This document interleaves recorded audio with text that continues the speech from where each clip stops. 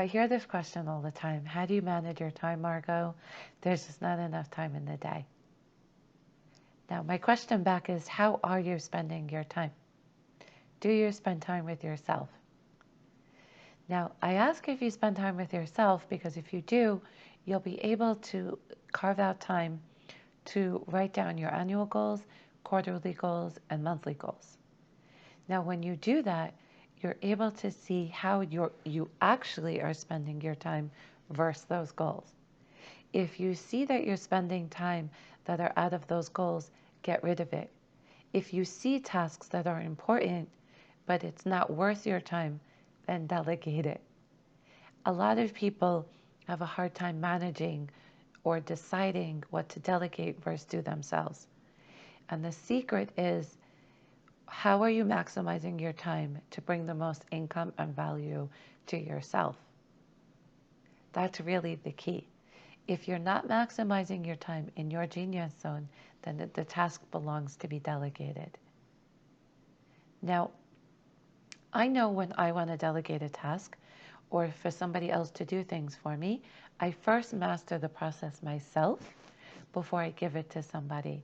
And what I do is I write down everything, all the procedures and steps that I've done, so that the person taking it over has a place to go.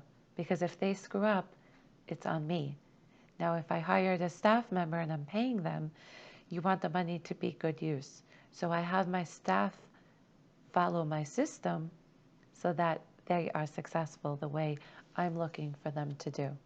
Now, lots of times I even create videos, on-screen videos, so that they have a place to go, so that I don't feel like I'm computer strapped every minute to be able to help them. When you have those systems and processes, your team is bound to be successful, and you are at the beginning and creating the steps to creating a carbon copy of yourself, which if I can put, again, a penny in a jar for all those people that I asked, I would have so many pennies for that type of question. Now, sometimes new tasks come in and old ones are still important, so you'll have to prioritize. And each day, you will have no more than 3 tasks to accomplish.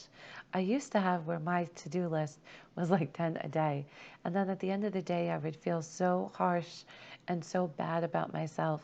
And I would talk harsh to myself because I wasn't getting through it, but it was just impossible. So when you put down on your sheet for the day 3 tasks, you're bound to be successful. And put those 3 tasks first when you start your day, not at the end of the day. One of my kids' tutors gave me this example.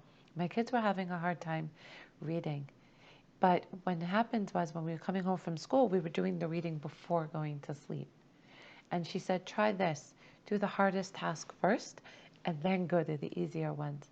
Because those are the things that you don't want to get done. Or you keep pushing off, and procrastination and fear and all those things come in the way. Try that out and let me know how that goes. I hope you enjoyed today's tip. Any questions, please let me know.